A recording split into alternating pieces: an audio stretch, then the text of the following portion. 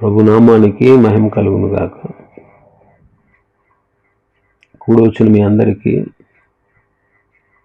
మన ప్రభువును ప్రియ రక్షకుడునైన యేసుక్రీస్తు వారి శ్రేష్టమైన నామంలో శుభములు మరియు వందనాలండి. ఆదికాండం 21వ అధ్యాయాన్ని ధ్యానం చేసుకుంటున్నాం. 16 వచనాల వరకు మనం ధ్యానం చేసుకున్నాం. 17వ వచనాన్ని చదువుతాను. దేవుడు ఆ చిన్నవాని మొరను వినెను. అప్పుడు దేవుని దూత ఆకాశము నుండి హాగరును పిలిచి, హాగరు, నీకేమి వచ్చినది? భయపడకుము. ఈ చిన్నవాడున్న చోట దేవుడు వాని స్వరము విని ఉన్నాడు. నీవు లేచి ఆ చిన్నవాణిని లేవనెత్తి నీ చేత పట్టుకును, వారిని గొప్ప జనముగా చేసేదనని ఆమెతో అనను. మరియు దేవుడు ఆమె కన్నులు తెరిచినందున ఆమె నీళ్ల ఊట చూచి వెళ్ళి ఆ తిత్తిని నీళ్లతో నింపి చిన్నవానికి త్రాగనిచ్చాడు. దేవుడు ఆ చిన్నవానికి తోడై ఉండెను. అతడు పెరిగి పెద్దవాడై ఆ అరణ్యములో కాపురముండి విలుకాడాయను. అతడు పారాను అరణ్యములో ఉన్నప్పుడు అతని తల్లి ఐగుప్తు దేశం నుండి ఒక స్త్రీని తెచ్చి అతనికి పెళ్లి చేశాను. దేవుడు ఇష్మాయేలు మొర విన్నాడు. అంటే దేవుడు ఆ చిన్నవాడు ఏడుస్తున్నటువంటి ఏడుపు విన్నాడు. మన దేవుడు చూచే దేవుడు, వినే దేవుడు, తెలుసుకునేటువంటి దేవుడు. నేను ఉన్నవాడను అనువాడను అని చెప్పాడు మోషేతో. కాబట్టి ప్రతి విషయంలో మనం ప్రార్థించి దేవుని ఆశీర్వాదం పొంది ఆదరించబడడం ఎంతో మంచిది. ప్రతి విషయంలో మనం ప్రార్థించాలి.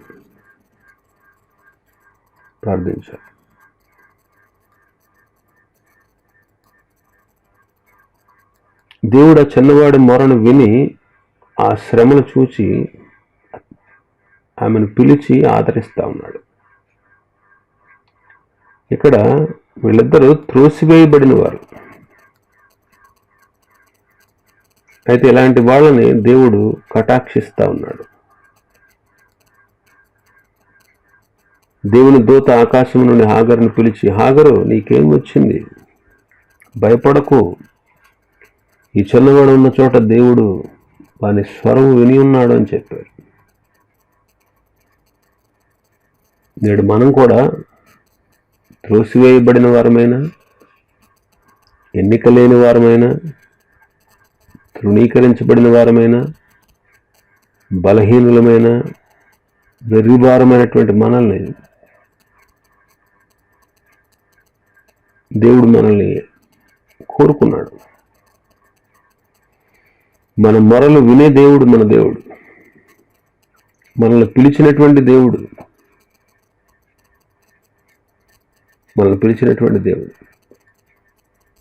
మనల్ని చూస్తున్నటువంటి దేవుడు. మన శ్రమలు ఆయనకు తెలుసు, మన దుఃఖం ఆయనకు తెలుసు, మన ఏడుపు ఆయనకు తెలుసు. చూస్తూ ఊరుకోడు ఆయన. న్యాయవంతుడు, న్యాయం చేస్తాడు. లేయ జబ్బుకొండ్లు గలది. ఆమె త్రోసివేయబడ్డం, ఆమె యాకోబు ప్రేమకు నోచుకోకపోవడం, ఆమెను యాకోబు సరిగా పట్టించుకోకపోవడం ప్రభు చూశారు. ఆమెను ప్రేమించేటట్లుగా యాకోబు ఆమెను ప్రేమించి ఆమెను హత్తుకుని ఆమెను విడువకు ఉండేటట్లుగా దేవుడు ఆమె గర్భాన్ని తెరిచాడు, గర్భఫలం ఇచ్చాడు. అప్పుడు ఆమె ఎంతో సంతోషపడతా ఉంది. నా పెనిమిటి నన్ను ప్రేమించాడు కదా అని మొదటి వాడికి రూబేన్ అని పేరు పెట్టింది. నేను ద్వేషించబడ్డానన్న సంగతి ఆ దేవుడు చూశాడు. ఆయన నా గురించి, నా మర్రను, నా ప్రార్థన విన్నాడు. కాబట్టి రెండోడికి షిమ్యోన్ అని పేరు పెట్టింది. నా పెనిమిటి నన్ను హత్తుకుని ఉంటాడు ఇంకా అని మూడో కుమారుడికి లేవి అని పేరు పెట్టింది.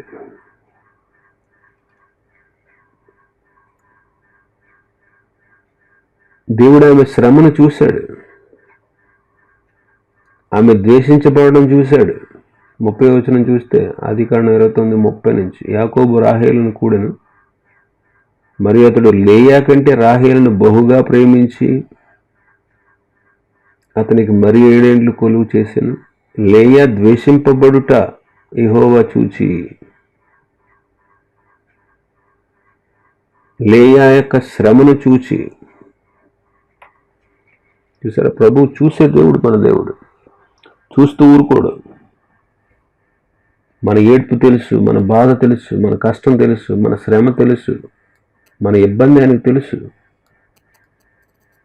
మనం అనుభవిస్తున్న పోరాటాలు ఆయనకు తెలుసు. ఆయనకు తెలుసు. తెలియనివాడు కాదు, చూస్తున్నవాడు. చూస్తూ ఊరుకోడు, న్యాయం చేస్తాడు, సహాయం చేస్తాడు. తృణీకరించబడిన వారి యొక్క విషయాల్లో కూడా దేవుడు గొప్ప కార్యాలు చేసేవాడు అన్నాడు. గొప్ప కార్యాలు చేసేవాడు అన్నాడు. కాబట్టి ప్రతి విషయంలో మనం దేవుని మీద ఆధారపడాలి. ఈ 17వ వచనంలో దేవుడు మొర వినడం, హాగరును పిలవడం, అభయం ఇవ్వడం, అతని ఏడుపు, ఇష్మాయేలు యొక్క ఏడుపు వినడం మనం చూస్తాం. ఇక్కడ మొర్ర విన్నాడు, పేరు పెట్టి పిలిచాడు, అభయం ఇస్తున్నాడు. హాగరు దేవుని పిలవలేదు, కానీ దేవుని దూత హాగరును పిలుస్తున్నాడు. దేవుని దూత అంటే మన ప్రభువైన యేసుక్రీస్తే. మన ప్రభువైన యేసుక్రీస్తే. పాత నిబంధనలో అనేకులను చూచి పిలిచి ఆదరించినటువంటి దేవుడు ఆయన. ఇక్కడ ఆయనే పిలుస్తున్నాడు. ఇక్కడ ఆయనే పిలుస్తున్నాడు. ఆదాము పాపంలో పడిపోయినప్పుడు కూడా ప్రభువే పిలిచాడు. ప్రభువే పిలిచాడు.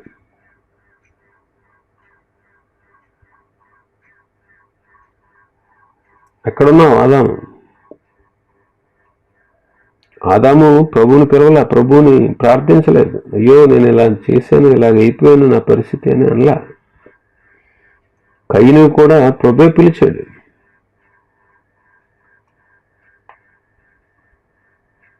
కయ్యనుతో ప్రభు మాట్లాడారు. హేబేలును చంపినప్పుడు కూడా దేవుడే పిలిచాడు. ఆలోచించండి, మానవుని పట్ల ఆయనకున్నటువంటి అపారమైన ప్రేమ మనకు కనబడుతుంది. ఇక్కడ ప్రభు పిలుస్తున్నాడు, పేరు పెట్టి పిలుస్తున్నాడు. హాగరు అని పేరు పెట్టి పిలుస్తున్నాడు. హాగరు యొక్క పేరు తెలుసు, హాగరుకు ఉన్న అవసరత ఏంటో తెలుసు. నేడు మనల్ని కూడా ప్రభు ఎరిగి ఉన్నారు. మన అక్కర్లు ఆయనకు తెలుసు, మన పరిస్థితులు ఆయనకు తెలుసు, మన తీరు ఆయనకు తెలుసు. ఇక్కడ హాగరుని ఆమె అవసరత తీర్చుట కొరకు ప్రభు పిలుస్తున్నారు. మన సమస్త అక్కర్ల అవసరతలు ఆ ప్రభువే తీర్చేవాడు.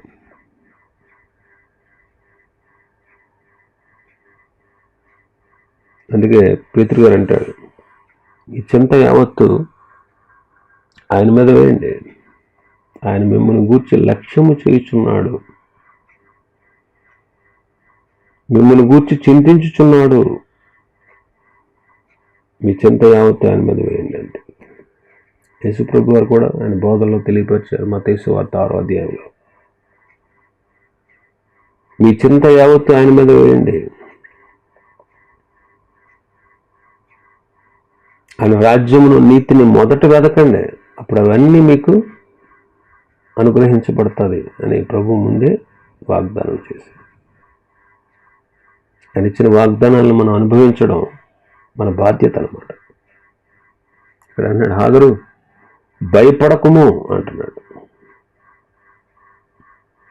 బైబిల్ పండితులు అంటారు 366 సార్లు ఉంది బైబిల్లో భయపడొద్దు అని చెప్తారు. అంటే సంవత్సరానికి 365 రోజులు, లీప్ సంవత్సరానికి ఫిబ్రవరి నెలలో ఇంకొక రోజు కలుస్తుంది కాబట్టి 366 రోజులు. మొత్తం మీద ప్రతిరోజు మనం ఆయన వాక్యం చదువుతూ ఉంటే ప్రతిరోజు రోజుకు ఒక్కసారైనా ఆయన ప్రభు ఆయన మనల్ని బలపరుస్తాడు, అభయమిస్తాడు. రోజుకు ఒక్కసారైనా అభయమిస్తాడు.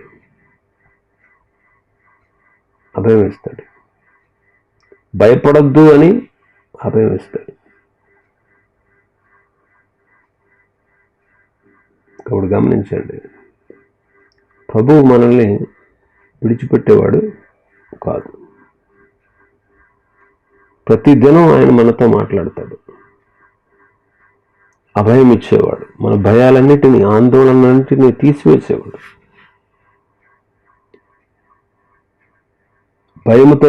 భయములో ఉన్నటువంటి వారికి అభయాన్ని ఇచ్చే దేవుడు మన దేవుడు. ఆయన మనతో ఉన్నాడు.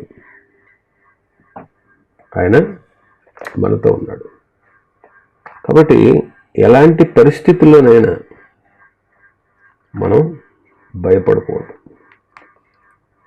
మన దేవుడు మనతో ఉన్నాడు. 3వ కీర్తనలో 5-6 వచనాలు చదువుదాం. 3వ కీర్తన 5-6. యెహోవా నాకు ఆధారము, కావున నేను పండుకొని నిద్రపోయి మేలుకొందును. 10,000 మంది దండెత్తి నా మీదకి వచ్చి మోహరించినను నేను భయపడను అంటున్నాడు. 10,000 మంది నా మీదకు వచ్చి మోహరించిన నేను భయపడను. ఈ కీర్తన దావీదు రాశాడు. అబ్షాలోము అనే తన కుమారుడు ఎదురు నుంచి పారిపోయినప్పుడు దావీదు రాసినటువంటి కీర్తన ఇదనమాట. దావీదు రాసినటువంటి కీర్తన. ఇక్కడ అంటాడు, యెహోవా నాకు ఆధారం. నేను ఇప్పుడు అడవిలో ఉన్నా, అరణ్యంలో ఉన్నా, కొండల్లో, లోయల్లో ఉన్నా, నేను హాయిగా నిద్రపోతాను, చక్కగా మేలుకుంటాను. ఎందుకంటే యెహోవా నాకు ఆధారం. 10,000 మంది దండెత్తి వచ్చి నా చుట్టూ చేరి నన్ను మోహరించేసిన, నా చుట్టుముట్టిన, నేను భయపడను అంటున్నాడు. కాబట్టి ప్రభు అభయం ఇస్తున్నాడు హాగరుకి. హాగరు, నీకేమొచ్చింది? ఎందుకు ఏడుస్తున్నావు? భయపడకు అని అభయం ఇస్తున్నాడు. భయపడకు. ఇంకా అంటాడు 18వ వచనంలో, నీవు లేచి ఆ చిన్నవాణిని లేవనెత్తి నీ చేత పట్టుకొనుము అంటున్నాడు. నీవు లేచి ఆ చిన్నవాణిని లేవనెత్తి నీ చేత పట్టుకో అని చెప్తున్నాడు. ఆమె ఏం చేసింది? ఆ చిన్నవాణి చావు నేను చూడలేనని చెప్పి, ఆ చిన్నవాణి చావు నేను చూడలేను అని చెప్పి పడేసి దూరం వెళ్ళిపోయి ఏడుస్తూ ఉన్నాడు. ప్రభు అంటారు, నీవు నీ చేత పట్టుకో ఆ పిల్లవాడిని. ప్రభు ప్రేమ ఎంత గొప్పదో చూడండి. తల్లి ప్రేమను మించినటువంటి ప్రేమ. నిస్సహాయురాలే, నేనేం చేయలేని బిడ్డని అని చెప్పి అక్కడ పడేసి దూరంగా పోయి ఏడుస్తుంది. ప్రభు అంటారు, నీ చేత పట్టుకో, ఆ పిల్లవాడిని పట్టుకో.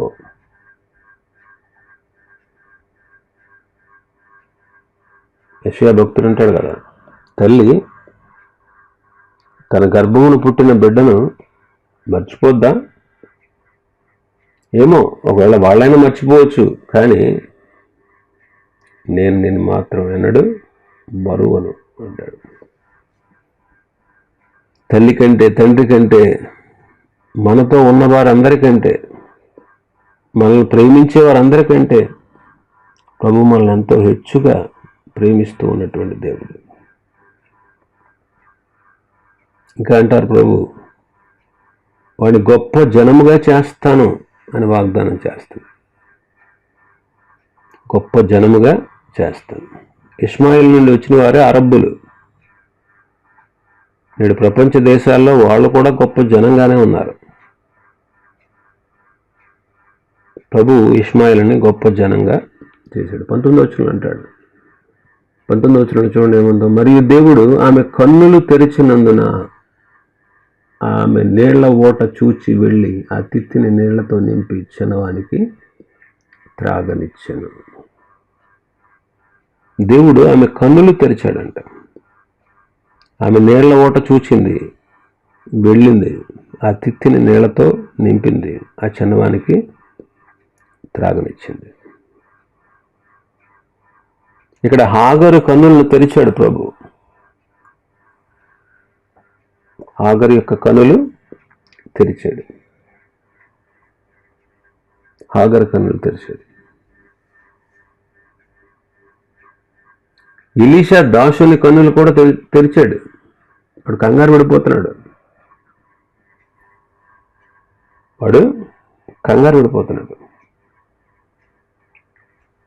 అతని కన్నులు తెరిచాడు. ఎలీషా ప్రార్థన చేస్తాడు, ప్రభువా వీడు చూచినట్లు వీడి కన్నులు తెరువుము అంటాడు.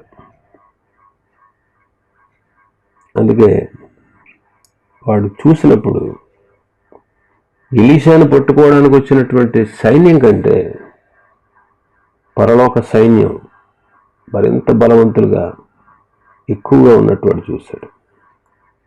ఎలీషా గారు అంటారు,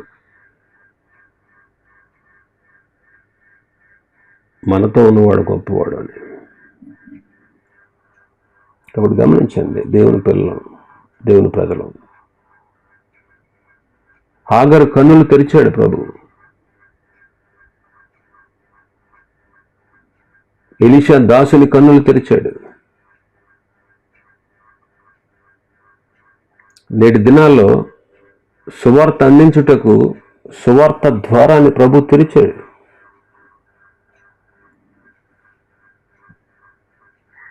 అన్ని జనులైనటువంటి వారు ఆయన విశ్వసించుటకు ద్వారం తెరిచాడు. ఆనాడు లుదియా హృదయాన్ని తెరిచాడు. అపొస్తలుల కార్యం 16వ అధ్యాయం ఉంటుంది అన్నమాట.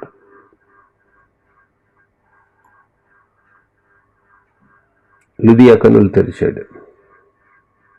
లుదియా హృదయాన్ని తెరిచాడు. ఈ లోకంలో ఉండగా యేసుక్రీస్తు ప్రభు వారు 33.5 సంవత్సరాలు ఈ లోకంలో ఉన్నారు. 3.5 సంవత్సరాల తన పరిచర్యలో అనేక మంది గుడ్డివారి కన్నులు తెరిచారు. ఎమ్మాయి అనే గ్రామానికి వెళుతున్నటువంటి 2 శిష్యుల యొక్క కన్నులు తెరిచాడు. లూకాసు వార్త 24వ అధ్యాయం ఉంటుంది ఆ సందర్భం.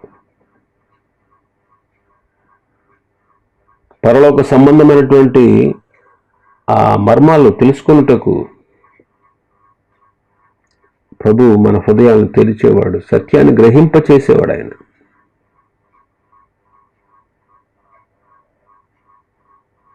కీర్తనకారుడు అంటాడు 119లో,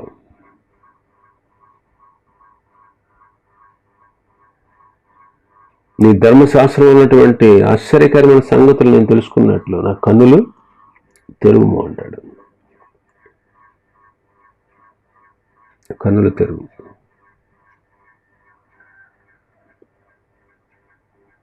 నాకు మొరపెట్టుము, నేను నీకు ఉత్తరం ఇస్తాను. నువ్వు గ్రహింపలేని గొప్ప సంగతులు నీకు, గూఢమైన సంగతులు నీకు తెలియజేస్తానంటాడు. హాగరు కన్నులు తెరిచినటువంటి దేవుడు ఆమె కన్నులు తెరిచి ఆమెకు నీళ్ల ఓట చూపించాడు. ఆ నీళ్ల బోట ఎవరో తెలుసా? దేవుని యొక్క వాక్యమే. ఆమె నీళ్ల ఓట చూసిందంట 19వ వచనంలో. ఆదికాండం 21వ అధ్యాయం మనం ధ్యానం చేసుకుంటున్నాం. ఆ నీళ్ల ఓట ప్రభు చూపించాడు.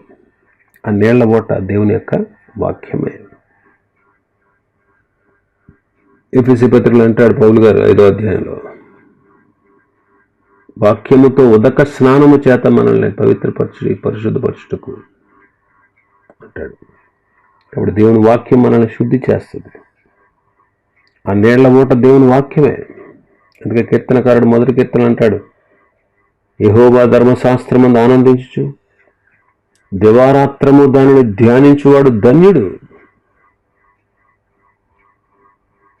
దివారాత్రము, రాత్రి లేదు పగలు లేదు, ప్రతి సమయంలో దేవుని యొక్క వాక్యాన్ని ధ్యానించడం,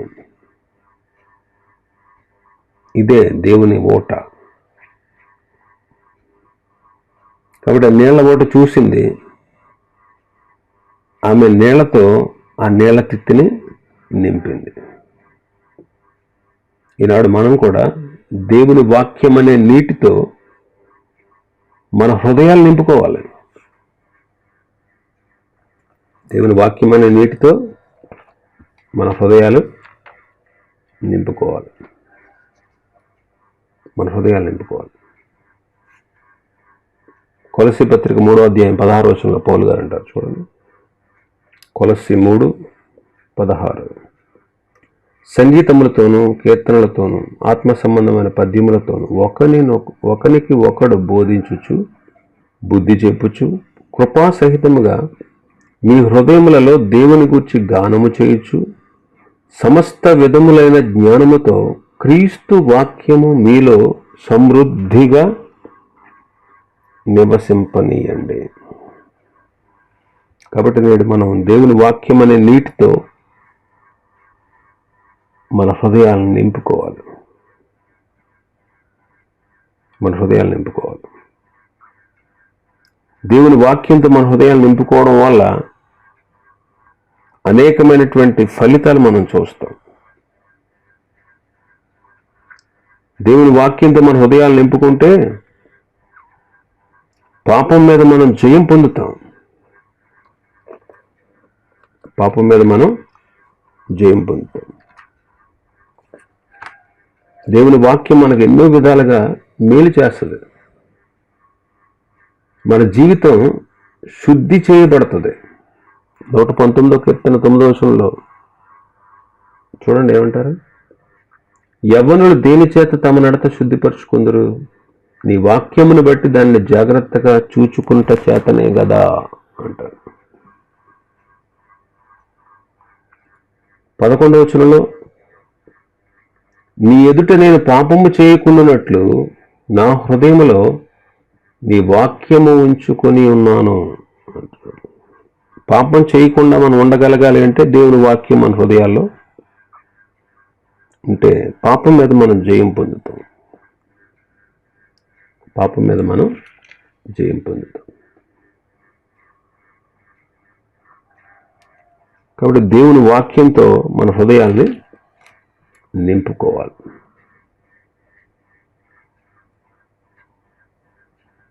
తొంభై 99వ వచనం 119వ కీర్తన 99వ వచనం, నీ శాసనములు నేను ధ్యానించుచున్నాను, కావున నా బోధకులందరికంటే నాకు విశేష జ్ఞానము కలదు.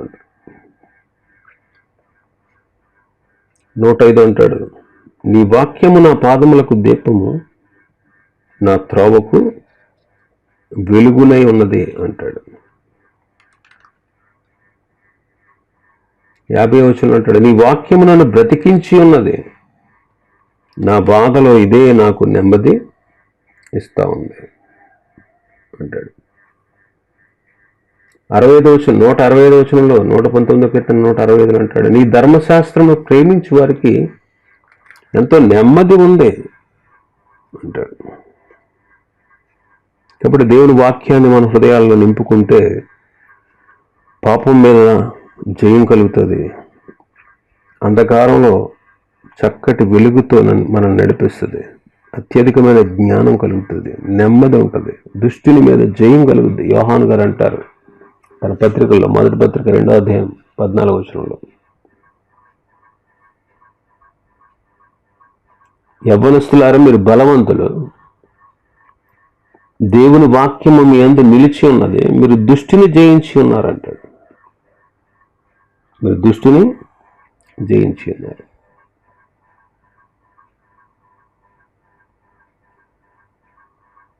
కాబట్టి దేవుని వాక్యం మన హృదయాల్లో ఉన్నప్పుడు మనం చక్కగా ఎదగలం.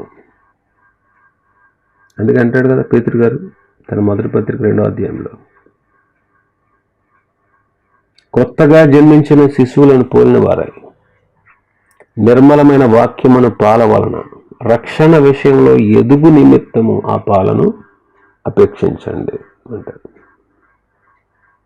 మన రక్షణలో ఎదగాలి అంటే దేవుని వాక్యం అనే పాలని అపేక్షించాలి.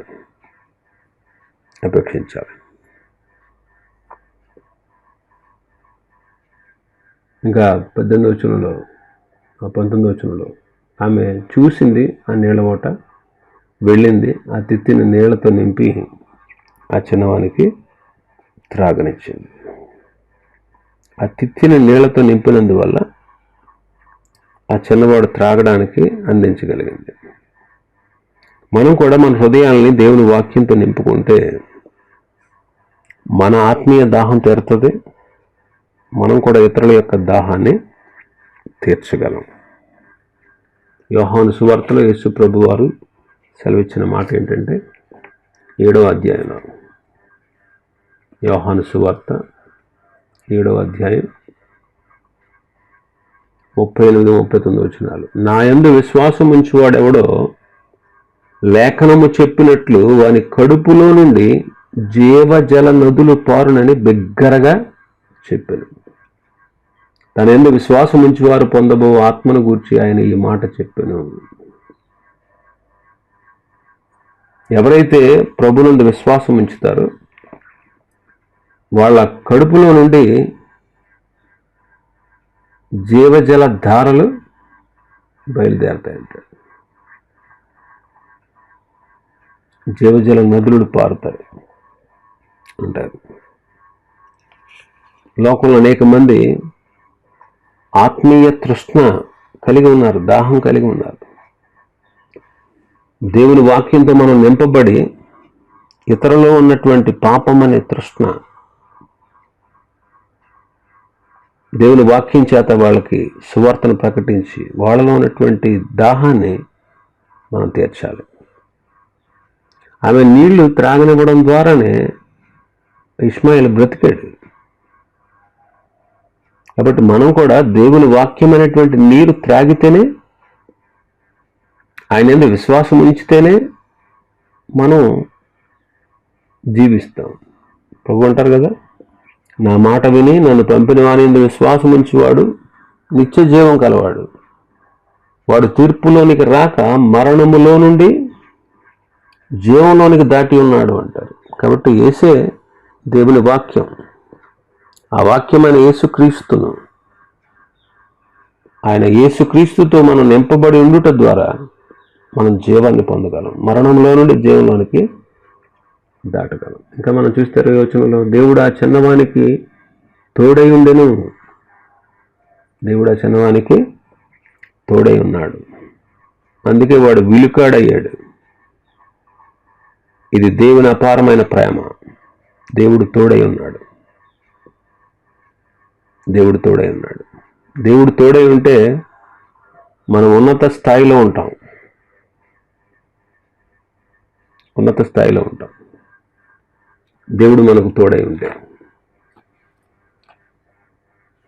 దేవుడు మనకు తోడై ఉంటే మన జీవితాలు ఎన్నో కార్యాలు జరుగుతాయి.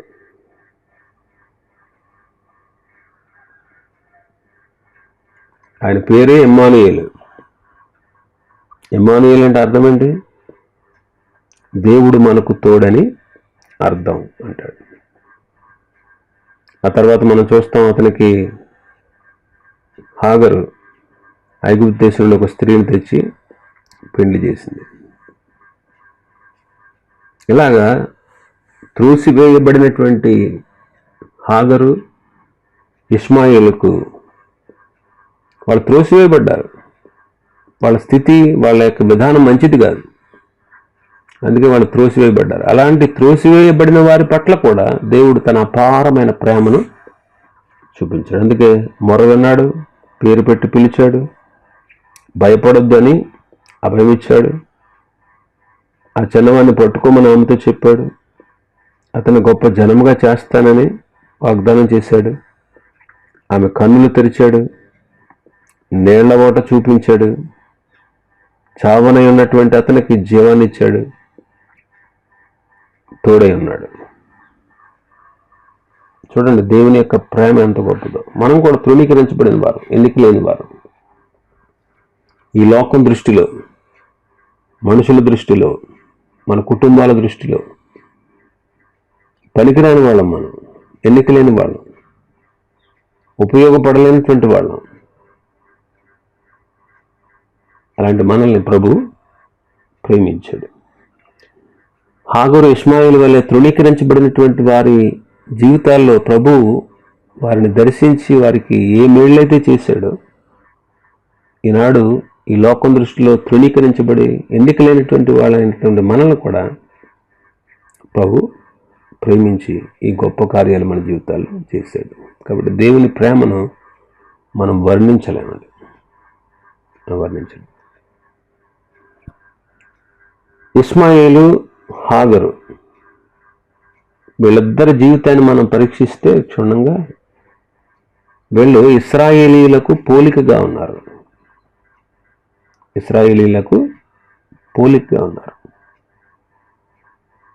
మొదటి పోలిక ఏంటంటే, ఇష్మాయేలు తన అవిధేయతను బట్టి అబ్రహాము యొక్క ఇంట్లో నుంచి త్రోసివేయబడ్డాడు. ఈనాడు మనం కూడా చూస్తే ఇశ్రాయేలీయులు కూడా ప్రస్తుతం విసర్జించబడ్డారు. రోమపత్రికలు అంటాడు, అది వాళ్ళ తొట్టుపాటు, వాళ్ళ అవిశ్వాసము, ఇది వాళ్ళకు కలిగినటువంటి కఠినమైన మనస్సు అంటాడు రోమపత్రిక 11వ అధ్యాయంలో. వాక్యం అయిపోయిన తర్వాత చదువుకోండి.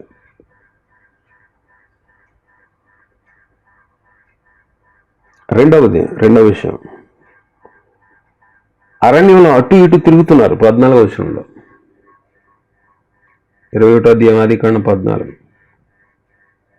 ఆమె వెళ్ళి బెయేర్షెబా అరణ్యంలో ఇటు అటు తిరుగుచుండెను. ఇశ్రాయేలీలు కూడా ప్రపంచ దేశాల్లో చల్లాచెదురైపోయారు. 1900 సంవత్సరాల పాటు ఆయా దేశాల్లో వాళ్ళు తిరుగుతూ ఉన్నారు. హాగరంటది ఆ ఏడుస్తున్నటువంటి పిల్లవాడిని చూసి అక్కడ పడేసి, అయ్యి బాబోయ్, ఈ పిల్లవాడిని చావు నేను చూడలేను అంటుంది. నిజమే, ఇశ్రాయేలు అనుభవించినటువంటి శ్రమలు ఎంతో భయంకరం. అసలు అలాంటి శ్రమలు ఏ దేశానికి ప్రపంచంలో కలగలేదు. లక్షల మంది చంపబడ్డారు. వాళ్ళకి అసలు సహాయం లేకుండా పోయిందా అన్నట్లు ఉంది. ఎన్నిసార్లు వాళ్ళ దేశం మీద శత్రువుల దాడి, కొన్నిసార్లు పూర్తిగాను, చాలాసార్లు పాక్షికంగాను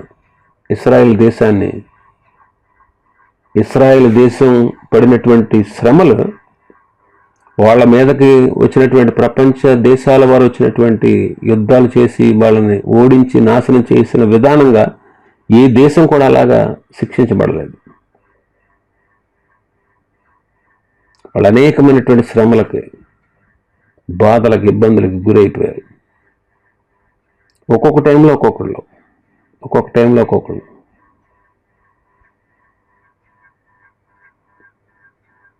నానా విధాలైనటువంటి శ్రమలకు వాళ్ళకు గురైపోయారు. మూడవదిగా 17వ వచనంలో, చిన్నవాని మొర విన్నాడు దేవుడు. ఇది ఇశ్రాయేల్ యొక్క మొరను సూచిస్తా ఉంది. ఆయా దేశాల్లో ఉండేటువంటి వారు దేవునికి మొరపెడుతూ ఉన్నారు. వాళ్ళు సమకూర్చబడతా ఉన్నారు. వాళ్ళ మొర దేవుడు ఆలకించేవాడు. నాలుగవదిగా దేవుని దూత ఆకాశం నుండి హాగరుని పిలిచి, హాగరు భయపడకో అని అభయం ఇస్తున్నాడు. దేవుని దూత అంటే ప్రభువైన యేసుక్రీస్తే. అలా యెరూషలేము కూడా శత్రువుల చేత ముట్టడించబడి కొల్లగొట్టబడుతున్నప్పుడు మెస్సయ్య దిగి వచ్చి శత్రు భయం నుంచి వారిని విడిపించి వారిని కాపాడతాడు. ఐదవదిగా మనం చూస్తే యెహోవా దూత అయినటువంటి క్రీస్తు హాగరుతో, ఆ చిన్నవాణిని లేవనెత్తి నీ చేత పట్టుకో, గొప్ప జనంగా చేస్తానని వాగ్దానం చేస్తున్నాడు. ఇది ఇశ్రాయేల్ యొక్క విమోచనకు సూచనగా ఉంది. మెస్సయ్య దిగి వచ్చినప్పుడు ఇశ్రాయేలు విమోచించబడతారు. దేవుడు వారికి గొప్ప వాగ్దానాలు ఇచ్చి వారిని ఆదరిస్తాడు.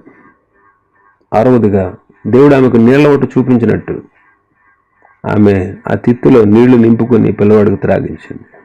అలాగే మెస్సయ్య వచ్చినప్పుడు ఇశ్రాయేలీయులకు కూడా దేవుని ఆత్మ కుమ్మరించబడుతుంది. ఇంకా ఏడవదిగా దేవుడు ఆ చిన్నవాడికి తోడే ఉన్నాడు. అతడు పెరిగి పెద్దవాడే విలికాడయ్యాడు. కాబట్టి ఇశ్రాయేలు మధ్య మెస్సయ్య రాజై వారిని పరిపాలిస్తాడు. వారు అంతకంతకు అభివృద్ధి చెందుతారు. ప్రభువు స్వయంగా తానే దిగి వచ్చి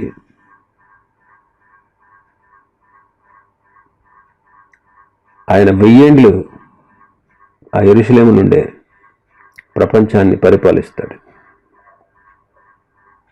వారిని రక్షిస్తాడు, వారిని విడిపిస్తాడు. ఇంకా ఇష్మాయేల్ గురించి కొన్ని సంగతులు మనం ధ్యానం చేసుకోవచ్చు. ఇష్మాయేల్ యొక్క జన్మ మంచిది కాదు. ఇష్మాయేలు ఇస్సాకును పరిహసిస్తున్నాడు. గలతీ పత్రికలో పౌలు గారు అంటాడు 4:29 హింస పెట్టాడని ఉంటుంది. మనం నేను చదువుకున్నాం. ఇష్మాయేలు 2 విధాలుగా కూడా నేరస్తుడిగా కనపడుతున్నాడు. జన్మలోనూ నేరస్తుడే, తన జీవన విధానంలో కూడా నేరస్తుడే. మనం ఆలోచన చేస్తే ప్రతి మానవుడు కూడా జన్మతో పాపి. మానవుని ఊహలన్నీ కూడా చెడ్డవే. మాటల్లో పాపం కనపడుతుంది, క్రియలు పాపపు క్రియలు. మాటల ద్వారా, క్రియల ద్వారా మానవుడు పాపి ఉన్నాడు. ఇవన్నీ దేవుడు చూస్తున్నాడు. ఇది మానవుని యొక్క స్థితి. ఇష్మాయేలు చావడానికి సిద్ధంగా ఉన్నాడు. అలాగే మనం కూడా మన జన్మ కర్మ పాపాలను బట్టి దేవుని యొక్క ఉగ్రతకు మనం పాత్రలం అసలు. అందుకే పాపం వల్ల వచ్చే జీతము మరణము అంటాడు. ఇది శరీర మరణం కాదు, రెండో మరణం. ప్రకటన 21:8 ప్రకారం అగ్ని గంధకములతో మండు గుండము, దాన్ని రెండవ మరణం అన్నాడు. అలాంటి పరిస్థితుల్లో ఉన్నటువంటి వాళ్ళు ఇష్మాయేలు ఎడల దేవుడి యొక్క ప్రేమ కనపడుతుంది. చావ సిద్ధమైనటువంటి ఇష్మాయేల్ను యేసుక్రీస్తు చూసి హాగరు కన్నులు తెరిచి నీటి ఓటను చూపించి ఆ నీళ్లు చిన్నవానికి త్రాగనిచ్చినప్పుడు అతడు బ్రతికాడు. అలాగే నేడు మనం కూడా దేవుని ఉగ్రతకు పాత్రమైనటువంటి మనం, అగ్నికి సిద్ధమైనటువంటి మనం, నిత్య నాశనానికి నరకాగ్నికి పోవాల్సినటువంటి మనం, మరణంలో ఉన్నటువంటి మనల్ని దేవుడు ప్రేమించాడు. యేసుక్రీస్తు అనే పేరుతో ఈ లోకానికి వచ్చాడు. మనకు నిత్య జీవం ఇవ్వడానికి ఆయన చనిపోయాడు. ఆయన మరణాన్ని జయించి తిరిగి లేచాడు. ఆయనే జీవజలాలను ఇచ్చేవాడు, ఉచితంగా ఇచ్చేవాడు. ఎవరైతే ఆయన యందు విశ్వాసం ఉంచుతారో వాళ్ళు నిత్య జీవం కలిగిన వారు అవుతారు. యేసుక్రీస్తుకు విధేయుడైన వాడికి నిత్య జీవం. యేసుక్రీస్తును అంగీకరించకుండా అవిధేయత చూపిస్తే దేవుని ఉగ్రత వాళ్ళ మీద నిలిచి ఉంటుంది. దేవుని ఉగ్రత నిలిచి ఉంటుంది. కాబట్టి ఇలా ఈనాడు ఇష్మాయేలు పరిస్థితి లాంటి మనల్ని ప్రభు ప్రేమించి దేవుని ఉగ్రతకు, నిత్య నాశనానికి, నరకాగ్నికి పాత్రలుగా ఉన్నటువంటి మనల్ని ప్రభు ప్రేమించి మన కన్నులు తెరిచి దేవుని వాక్యం అనే నీళ్ల ఓటను మనకు చూపించి త్రాగించి మనకు బ్రతికింప చేస్తున్నాడు. అందుకే యేసుక్రీస్తుగా ఈ లోకానికి వచ్చాడు. అట్టి భయంకరమైనటువంటి స్థితిలో నశించిపోతున్నటువంటి మనల్ని ప్రభు ప్రేమించి మనకు చేసిన మేళను బట్టి, ఉపకారాలను బట్టి ప్రభు పట్ల నమ్మకంగా జీవిద్దాం. దేవుడిచ్చేటువంటి ఆశీర్వాదాలు పొందుకుందాం. దేవుడు ఈ మాటలు దీవించునుగాక. ఆమేన్.